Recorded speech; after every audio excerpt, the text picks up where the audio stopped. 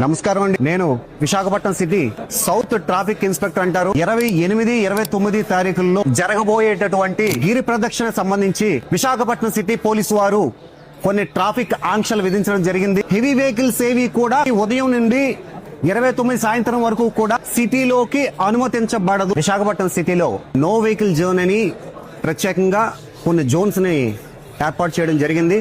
అక్కడ ఎటువంటి వాహనాలను కూడా మూవ్మెంట్ చేయడానికి వీలు కాదు.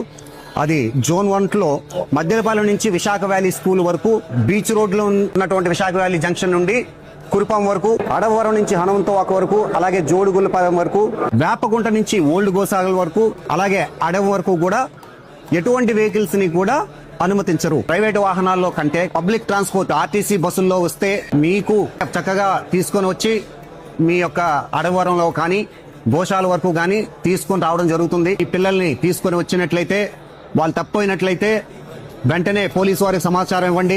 హెల్త్ ఎమర్జెన్సీ వచ్చినట్లయితే మెడికల్ క్యాంపుల్ని ఏర్పాట్లు చేయడం జరిగింది. కాబట్టి గవర్నమెంట్ వాళ్ళు, అలాగే మున్సిపాలిటీ వాళ్ళు, రెవెన్యూ వాళ్ళు, పోలీసు వాళ్ళు 24/7 మీ సేవలో సిద్ధంగా ఉన్నారు. ఈ యొక్క గిరి ప్రదక్షిణలో అసాంఘిక కార్యక్రమాలు గాని, లేకపోతే ఎవరైనా ఈవ్ టీజింగ్ గాని, దొంగతనం గాని, లేకపోతే ఎటువంటి ఎమర్జెన్సీ మీకు కలిగినా కూడా వెంటనే సంబంధిత పోలీస్ స్టేషన్ కాల్ చేయండి, లేదంటే 112 కాల్ చేయండి.